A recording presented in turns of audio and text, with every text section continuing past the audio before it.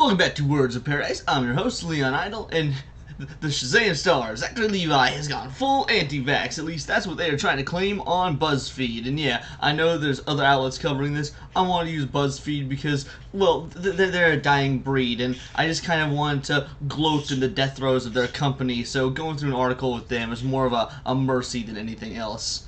2 days after the new Shazam trailer dropped, Zachary Levi seemingly made some anti-vax tweets. The actor hardcore agrees that Pfizer is a real danger.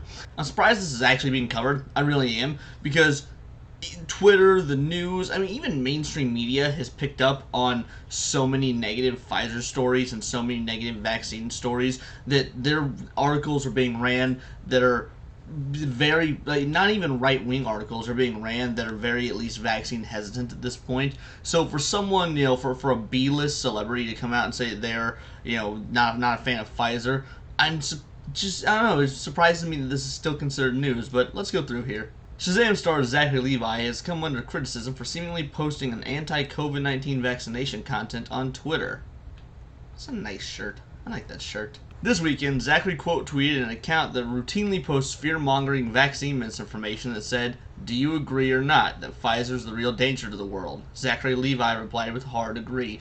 To be fair, that's not even anti-vax, that's anti the company of Pfizer. Now, is it probably anti-vax? I mean, yeah, contextually it probably is, which I'm okay with.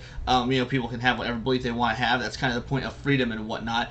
But an account that, they blur out the account so we can't see who posted it. So how do we know it's an account that says, routinely does fear-mongering vaccine misinformation? I mean, Pfizer has had a lot of information come out lately that is very, very damning, like the Project Veritas video that was somehow removed from YouTube. There's that one recent article that, it was from a left-leaning outlet, and it said something along the lines of the anti-vaxxers knew, why didn't they tell us, or something like that. There's been articles linking, certain medical issues to the blood clots, the whole nine, to the vaccine. Now again, I'm not saying that the vaccine itself is bad. I'm not saying it's good. I'm not a doctor. I have no dog in the fight. All I'm saying is that I'm surprised that this is such a controversy, considering all the recent information that has come out, even from individuals on the left. While we're at it, the account also posts plenty of transphobic rhetoric. Again, with you blocking out the account, how do we know, though? How do we know? You don't even tell us what account this is, so I can't trust this. He then tweeted a link to a 2009 statement from the Department of Justice announcing that Pfizer had to pay $2.3 billion in a settlement for fraudulent marketing over misbranding inflammatory drug Bextra. Just one example of what I'm referring to.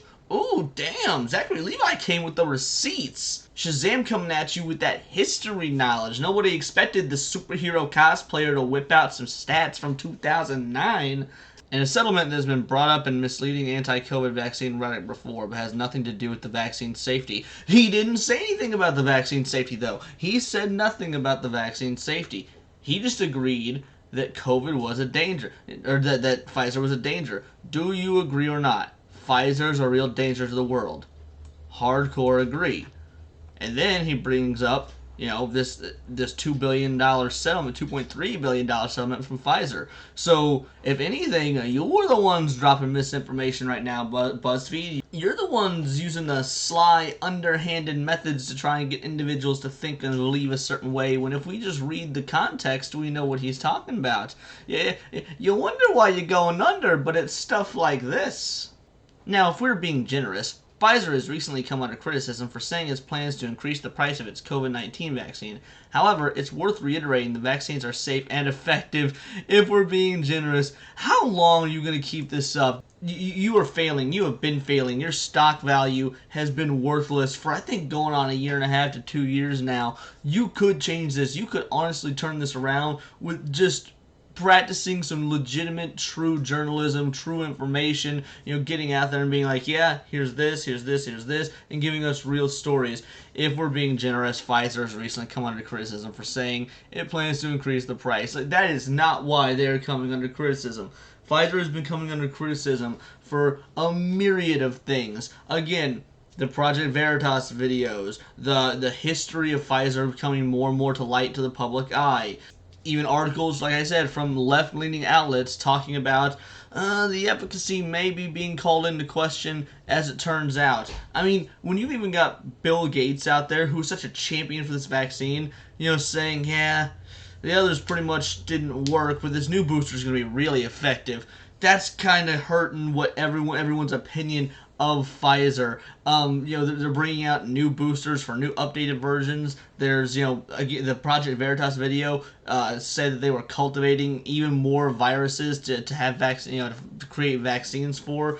So look, all I know is that you're not being generous when you're talking about the price increase for the COVID-19 vaccine, especially when no one's getting the COVID-19 vaccine nowadays, because no one cares because COVID's effectively over. There's a whole lot more going on right now, and you are either being willfully ignorant or refusing to ignore the story to cover it, or you're so dumb you don't care to be caught up and you still want to treat this like it's January of 2021, not January of 2023.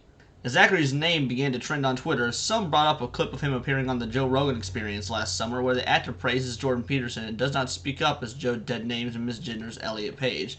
Indeed, it's not the first time Zachary has faced criticism for his social media post. Oh, who cares? Who cares? Oh no, big Hollywood rich guy dead names other big Hollywood rich guy / girl who even cares at this point, and talks, and praises Canadian, I guess just stop there and praises Canadian. Like, who cares about any of this stuff?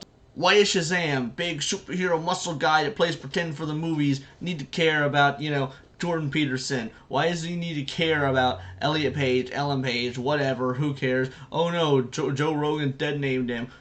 So the guy he's interviewing needs to just start dogpiling and ruin the interview, or why even care? We're talking about individuals that get to make millions of dollars to dress up for a living and effectively pretend. Sounds like a pretty cushy job. They can handle a dead name or two now and again. If they can just cry into their wads of hundos. The timing of all this is especially notable given the new trailer for Shazam, Fury of the Gods, dropped 2 days ago and is due to be released on March 17th. Yeah, and it's not going to do anything to the film. Look, this movie is either going to succeed massively, at least, better than anyone expected, just like the first one did, or it's going to flop because no one cares about DC because of the James Gunn situation. Either way, whatever the outcome is for this film, as far as the financial side of it goes, it's not going to be because of these tweets. It's going to be because of DC's management and whether or not they were able to keep the interest level up after the surprise hit that was the first one. But that's just my thought process on this. That is my opinion. I mean, Zachary Levi, he's a cool actor. I like him. I like the show Chuck. I do wonder if he's a bit too...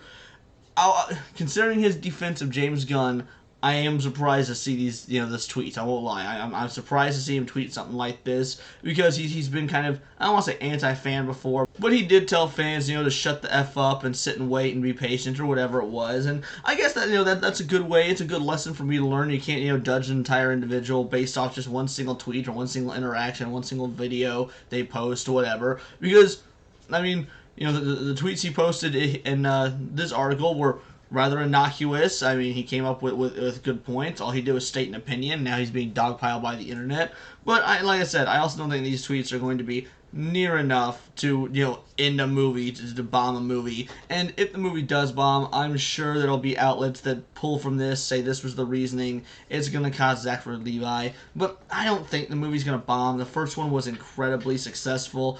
And even though the James Gunn stuff is... it's happening, he was not part of this project. And I think people might give this one the benefit of the doubt just purely because it's going to be one of the last bastions of remaining projects we have from a pre-James Gunn DCEU. And again, the first one was really successful. So, I don't know. I don't see the point in this article. I just thought it was funny that BuzzFeed was still throwing an absolute fit over vaccine and misinformation and stuff that at this point we all know is not misinformation. But that's just my opinion. Let me know yours in the comments below, or let me know on Twitter where you can find me at BoltTheWord. And please check out the back catalog, subscribe. I do nerdy news videos every day, so if it's nerdy, you can find it here in the nerdosphere. Subscribe to the channel, because this has been Words of Paradise.